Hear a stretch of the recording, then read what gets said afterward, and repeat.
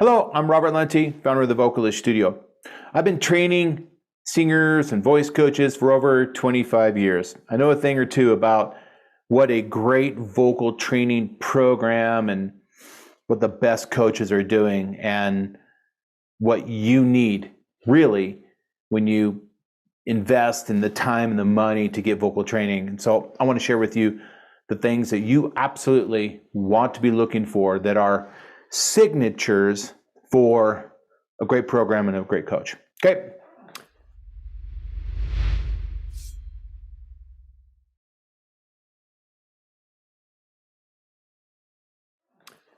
The first thing is you want to be working with a coach in a program that has a studio culture and value around training and practicing. Now that might sound a little bit obvious to some of you, but you'd be surprised how many studios out there and coaches out there really don't drive home as a number one priority that if you want to become a great singer, you're going to have to train and practice.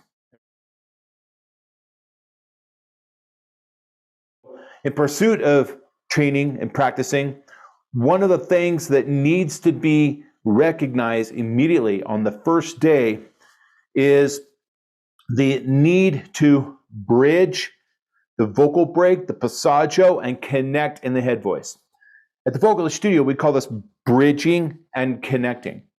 So if you're looking at a vocal training program and you're not being exposed immediately on the first day to ideas, concepts, workouts, a sort of a mission statement around bridging the vocal break and singing and belting in the head voice so you can expand your range and sing amazing like we all want to and like the audience wants to hear. So if you're not hearing about that, if that's not part of the language and the talk track on your first lesson, you got a problem, red flag, and be careful, all right? So any vocal training studio must be first and foremost about expanding the range, which means that you got to get through the vocal break and into the head voice, okay? The talk track, the coach, the workouts, the book, the courses, everything involved sort of around that if you want to get great results.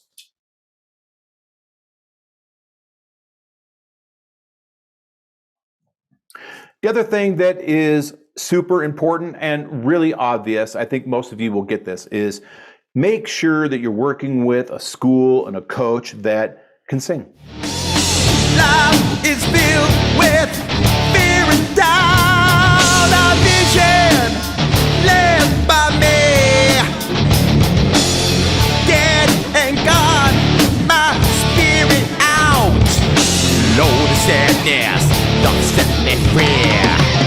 I'm telling you, bitter, angry, broken, my soul. Bitter, angry, broken. Bitter, angry, broken, my soul. Bitter, angry, broken. And or at least demonstrate the workouts that they're giving to you. Okay? Again, you need to work with a voice coach that actually can do the things that they're teaching, do the things that they advocate. All right? So find a coach that can sing and a coach that can demonstrate their own workouts, one or the other or both. And I just want to preface this by saying your voice coach doesn't have to be, an outstanding, mind-blowing singer. That's not important. But they do need to be able to carry a tune and be pretty good, all right? So find a coach and a school that leads by example. That's important.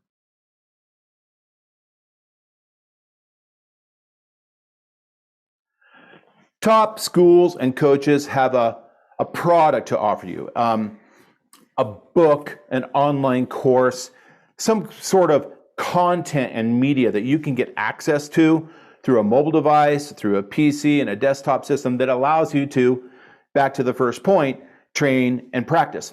If you're training with a coach or a school that isn't giving you a book or a course or a product and workouts to take home with you outside of the lesson, then another red flag, you got a problem.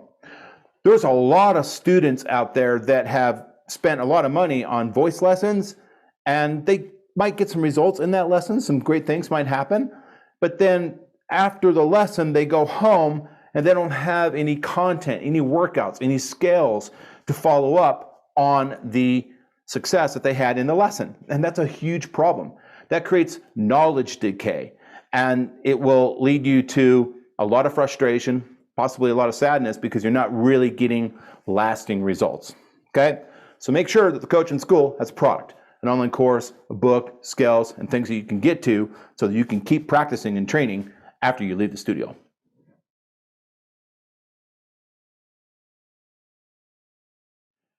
Now, this next point is a little tricky, and it's sort of the difference between good and great.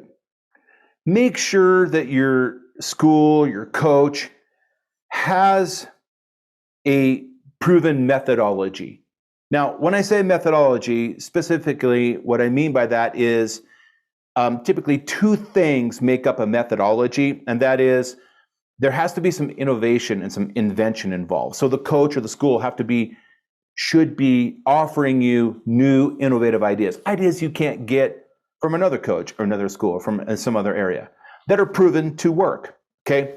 And those ideas, those techniques need to be organized in a way that is fit into a process, into workflows. You have to be able to go to a course or a book and be able to follow a workflow or a process that takes you down a systematic methodology of innovative and inventive ideas.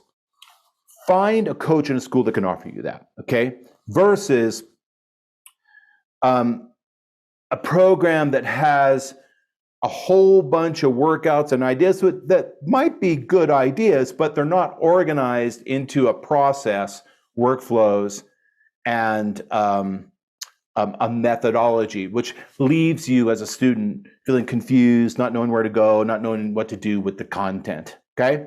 You want to work with a coach that's done the research, has thought it through, not only the techniques, but have put it together in a professional instructional design so that you, the learner, can get the most out of the content that they created.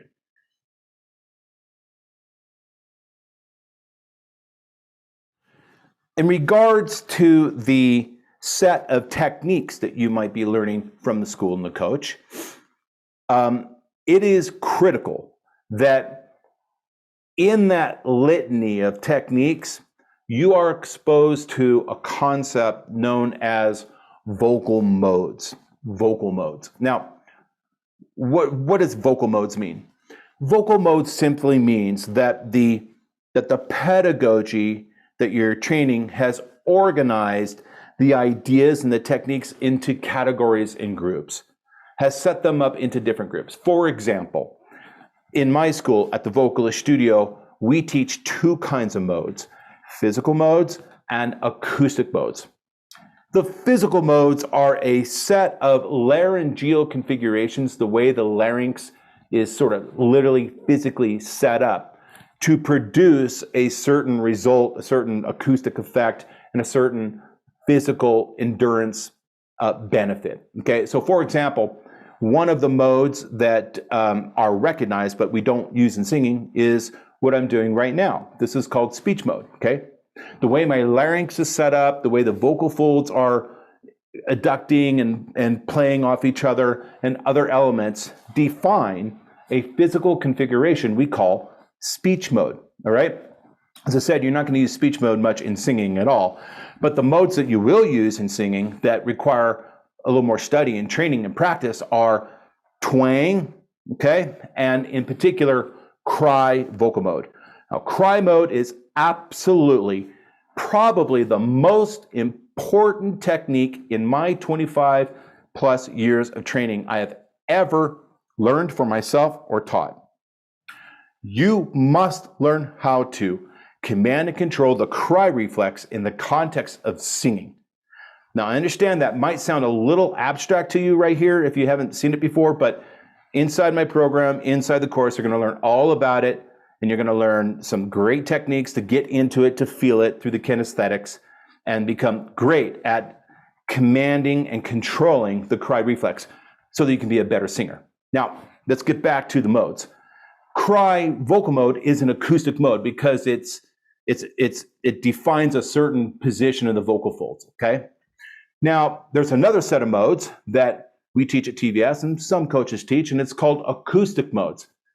Sort of the same idea, but in the world of resonance and acoustics. So, for example, these 3 singing vowels, hey, ha, ho, those are 3 acoustic modes, all right?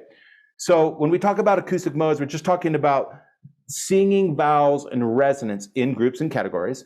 When we talk about physical modes, we're talking about literally physical configurations of the larynx and the vocal folds in different configurations that help us to sing better and solve problems.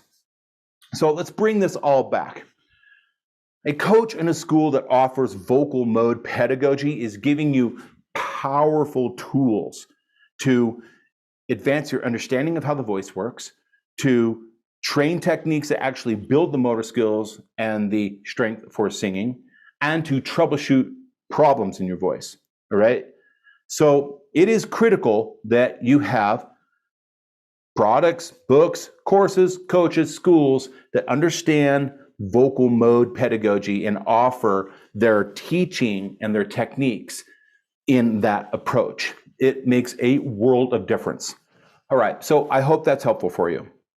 Take it to heart. What I just shared with you is super important. Find that and you have a great program and a great coach. And yeah, by the way, I happen to be one of the coaches that do offer these things. I'm not going to pretend that I'm not, but even if you decide not to work with me in the Vocalist Studio in our program, go find a coach and program that can offer you those things or some of those things, and you'll be in better shape.